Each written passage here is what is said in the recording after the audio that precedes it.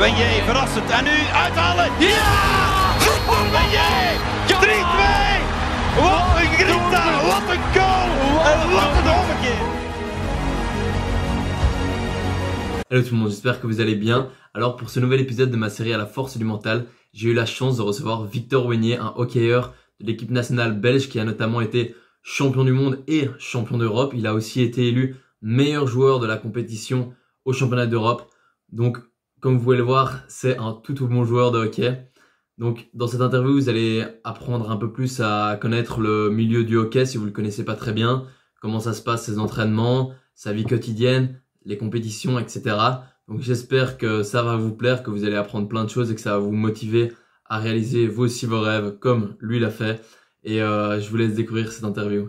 Je m'appelle Victor Wenier, j'ai 24 ans, je suis joueur de l'équipe nationale belge de hockey sur gazon, champion du monde en 2018 avec l'équipe nationale, champion d'Europe en 2019.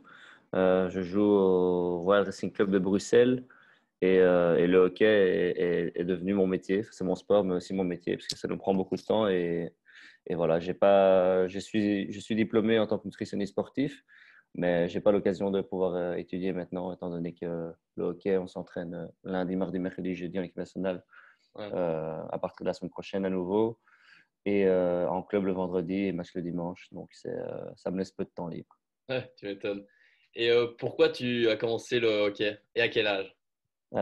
J'ai commencé à 5 ans, donc c'est ma maman qui m'a mis au hockey. Moi, j'étais plus parti pour faire du foot. Bon, à 5 ans, tu ne sais pas trop ce que tu veux faire, mais ma maman ne voulait pas nous mettre au foot en tout cas parce qu'elle a été voir mes cousins jouer et elle disait que l'ambiance autour des terrains était horrible. Ouais.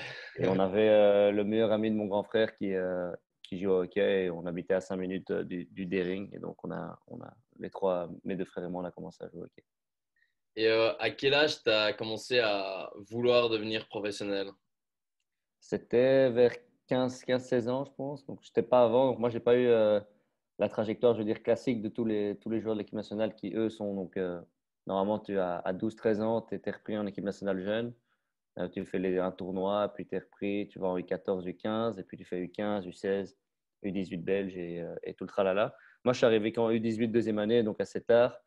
Mais je pense que c'est ça qui m'a permis de ne pas trop lâcher parce que j'étais vraiment motivé. J'en connaissais beaucoup qui avaient commencé dès 15, mais je pense que c'était un peu trop long pour eux tout le développement avant d'arriver en A. Et voilà, moi je suis content de mon parcours. Je suis bien là où je suis, donc voilà, je ne changerai rien. C'est le principal. Et Ouais. est-ce que ton entourage t'a suivi et t'a poussé à justement devenir professionnel ou ils t'ont un peu plus dirigé vers les études ou enfin, les choses classiques quoi, qu'on a l'habitude de voir entre guillemets? Non, moi je me rappelle, je voulais arrêter le hockey quand j'avais 13-14 ans parce que bon, je n'étais pas repris en équipe nationale jeune. Je n'étais pas le meilleur, vraiment j'étais petit frêle, mais je n'étais pas mauvais au foot, donc je voulais faire du foot. Et ma maman m'a directement dit, ça sort de question, tu continues le hockey, etc. Et pour les études, elle m'a toujours dit, tu finis ton diplôme secondaire et puis tu fais ce que tu veux. Donc, moi, j'ai fait diplôme secondaire, puis j'ai des études en plus de nutritionniste. Et voilà, là, je suis bien. Mais ma maman m'a toujours mis dans le bon chemin, je pense. Oh, c'est cool. Et c'est quoi que t'aimes le plus dans ce sport si tu as une seule chose à retenir? Le fait qu'on soit en groupe, je pense. C'est un sport collectif, c'est toujours différent d'un sport individuel. Tu partages des choses, que ce soit dans la victoire ou dans la défaite, qui te lient avec d'autres personnes. Et je pense que ça, c'est le plus beau sentiment. Après, dans le sport du hockey, c'est vraiment d'avoir le groupe famille. Donc, c'est le hockey, on est 50 000 en Belgique. Et c'est vrai que quand tu vas dans un club, il y a toujours au moins 50 personnes que tu connais et tu peux aller n'importe où et tu te sens comme chez toi, quoi. Ouais. Et tu dirais que c'est quoi les sacrifices et les obstacles que tu as que tu as rencontrés et que tu as dû franchir pour en arriver au niveau auquel tu es maintenant? Moi, comme je t'ai dit, j'ai pas eu toute la carrière jeune en équipe nationale. Donc, j'ai pas, par exemple, raté beaucoup de cours à l'école. Je sais qu'il y en a quand ils étaient en U15, U16, U18. Ils devaient partir plus tôt de l'école, ils devaient rattraper leur retard à la maison. Moi, j'ai eu, je veux dire, la chance d'arriver plus tard et donc je devais rater genre 1 heure par semaine de cours. Après, pour le reste, c'est surtout quand tu arrives en équipe nationale, je pense que ta vie sociale, alors, on prend un petit coup parce que bon, maintenant, par exemple, on peut pas travailler. En équipe nationale, tu n'es pas payé grand-chose. Et donc, tu fais le choix vraiment de jouer au hockey ou de travailler. Et donc, tu travailles, nous, on entraîne lundi de 10 à 17, mardi 10 à 18, mercredi 10 à 15, jeudi 10 à 18. Vendredi, en club, nous, on s'entraîne à midi. Et dimanche, il y a match. Donc, tu ne peux pas travailler. Et en l'équipe nationale, c'est ce qui prend le plus de temps. Les vacances d'été, tu leur dis au revoir. Les vacances d'hiver, tu as une semaine ou deux, tu es content. Et c'est en fait, c'est ça, c'est partir en vacances avec des copains, ça devient compliqué. On n'a pas beaucoup de vacances. Je pense qu'on a eu 2, 3 semaines sur l'année passée. Mais c'est un sacrifice pour un but ultime qui est la médaille d'or au JO. Ouais. Et tu en as parlé un peu que tu as voulu arrêter vers l'âge de 14 ans, mais est-ce que, genre, après, une fois que tu étais professionnel, il y a des moments où tu as cette envie d'arrêter ou une envie, enfin, un trop-plein de hockey ou quoi? Je ne l'ai pas pour l'instant. Peut-être que dans 10 ans, quand je serai un peu plus vieux, je me dirai putain, je m'entraîne tous les jours. Euh, mais non, là pour l'instant, je suis vraiment content. Je suis vraiment pas à plaindre. Je m'entraîne, je fais ce que j'aime et je suis dehors tous les jours. Je m'entraîne, je fais mon sport. Mon sport, c'est mon métier et ça, je pense que c'est la Ouais. plus belle chose qui pourrait m'arriver. Et une journée type, donc hors Covid et tout ça, donc une journée type en termes de sportif, de hockeyeur professionnel, ça ressemble à quoi du coup, en termes d'entraînement? On s'entraîne toujours à Anvers, comme les coachs jeunes d'Anvers, c'est un peu chiant.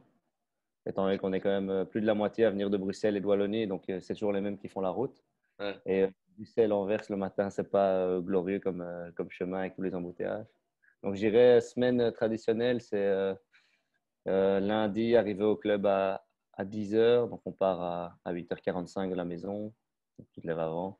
10 heures, tu as la première session, puis tu manges en groupe à midi 13 heures, puis 14 heures, tu as la deuxième session jusqu'à 16 heures, 16h30. Et puis tu remanges à nouveau en équipe, puis tu rentres chez toi. Donc 17 heures, tu pars du club. Tu arrives chez toi à 18h30, je pense. 1h30 de route. Et puis tu te reposes le soir. Mardi, rebelote. Là, c'est 10-18. Mercredi, rebelote. C'est normalement juste le matin, mercredi. Donc tu finis à 13-14 heures. Donc tu es à la maison à 15 heures. Jeudi, même chose, 10-18. Et bon, que ce soit avec un entraînement hockey, un entraînement muscu l'après-midi ou double hockey. Et vendredi, nous, on s'entraîne en club à midi jusqu'à 14 heures. Et voilà. En plus, je donne entraînement école des jeunes le mercredi, jeudi, euh, de 17 heures à 20 heures le jeudi. Donc là, je rate 1 heure d'entraînement à chaque fois parce qu'on finit à 16h, 17h Ouais. en équipe nationale, plus la route. Et mercredi, comme on finit plus tôt, je fais 15h30, 18h, mais ça, j'ai pas de souci à le faire. Et donc voilà. Gros planning, gros Ouais. planning. Tous mes jours sont remplis. Samedi, j'ai coaching et dimanche, j'ai match. Donc là, j'ai plus beaucoup de temps libre pour moi. Ah ouais, en fait, c'est vraiment autant tu joues et t'entraînes, c'est tout dans le hockey, quoi. Ouais, là, pour l'instant, j'ai pas le choix enfin, je peux pas me permettre de travailler parce que on a très peu de temps libre. Donc, je vais pas dire à mon employeur, voilà, j'aimerais travailler mercredi de 17h à 20h et vendredi de 8 à midi, enfin de 8 à 11h et puis de 15h à 18h le vendredi. Ça, je Ouais, pense qu'il n'y a aucun employeur qui accepterait ça pour l'instant. ouais, non, c'est clair. Et du coup, je me demandais, enfin, le hockey maintenant, on le voit un peu plus à la télé et tout ça qu'avant, mais est-ce qu'on sait en vivre, du coup?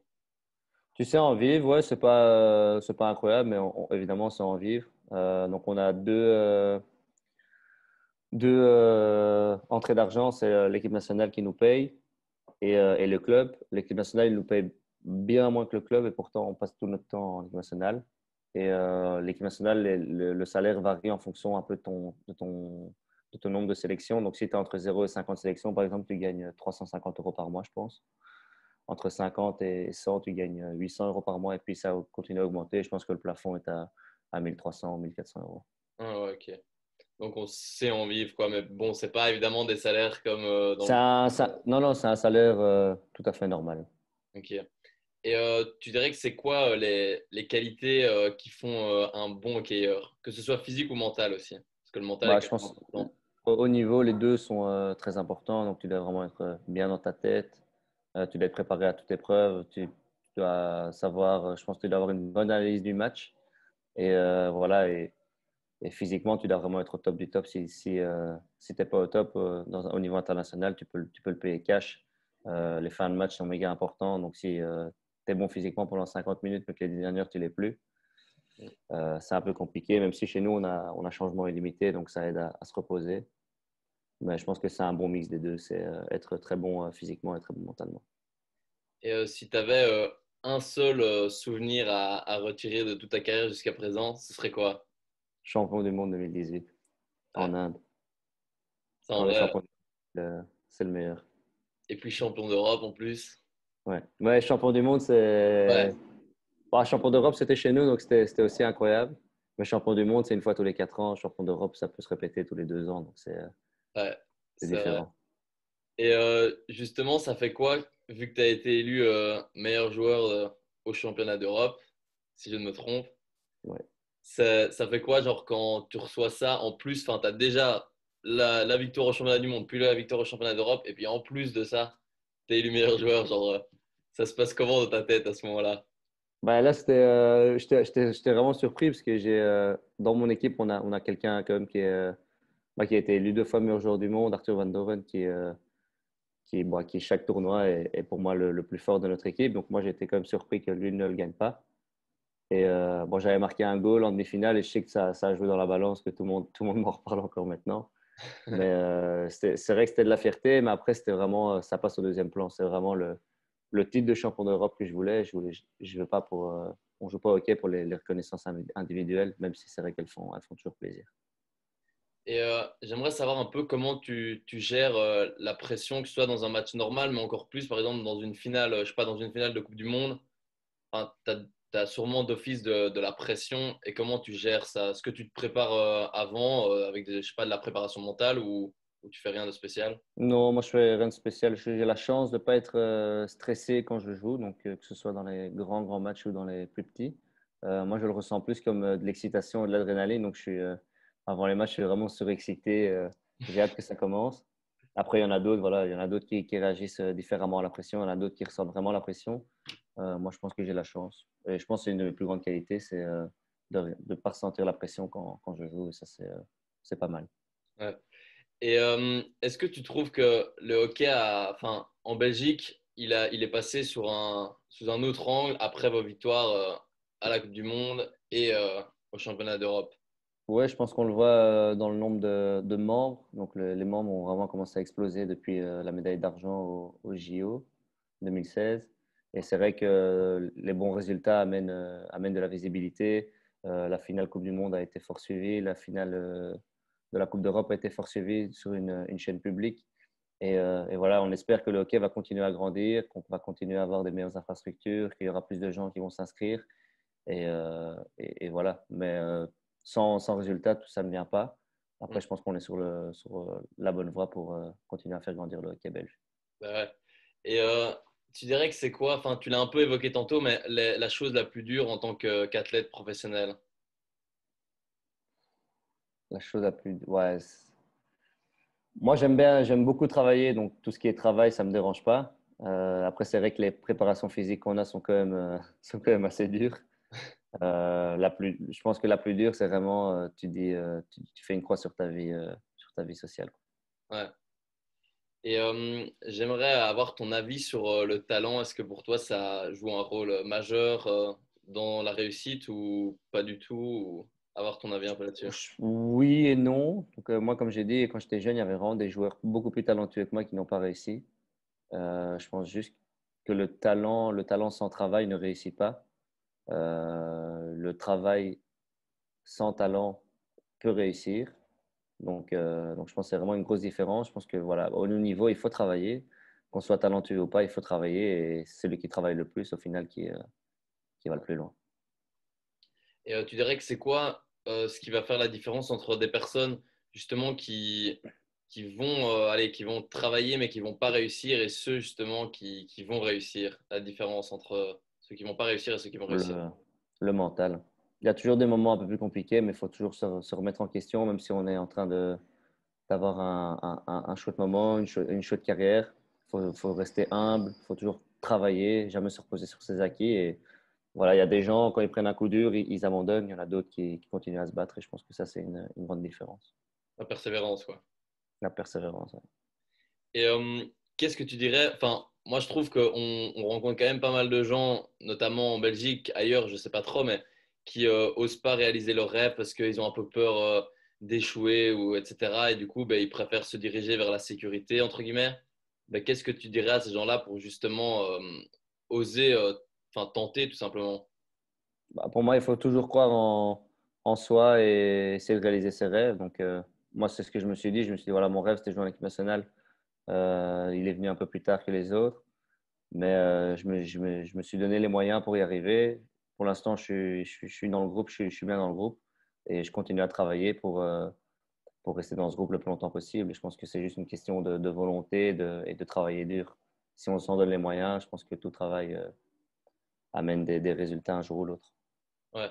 Et avec tout, même si tu es encore jeune, hein, avec toute l'expérience que tu as déjà pu emmagasiner, qu'est-ce que tu as appris et que tu aimerais transmettre aux autres? Bon, c'est savoir gérer je pense, sur un terrain, c'est savoir gérer un match. Et en dehors du terrain, voilà, moi j'ai bien été encadré quand je suis arrivé et c'est ça que j'essaye de retransmettre. Moi, généralement, là, les plus jeunes, ils ont mon âge, donc je ne le retransmets pas, mais quand je coach les écoles des jeunes ou en club, c'est vrai que je joue avec des gens beaucoup plus jeunes et j'essaye de bien les encadrer pour qu'ils se sentent à l'aise et un peu les modeler, leur dire quoi faire dans certaines situations, ce qu'il faut faire, ce qu'il ne faut pas faire et voilà. Et dernière question, ce serait évidemment tes objectifs futurs. Champion olympique dans un an au JO. Espérons, hein. Comme ça, tu fais champion du monde, champion d'Europe, champion olympique. Ça c'est mon rêve ultime, ouais. Ça c'est Et puis mon. après, tu refais champion d'Europe. Et Bon, comme ça, après, si on gagne la médaille d'or au jeu, un peu se reposer et puis on est reparti. là, ce serait beau, hein, franchement, pour notre Bah, petit pays, là. ça a jamais été fait, surtout le triplé Euro Monde JO, donc ça serait bien de marquer l'histoire.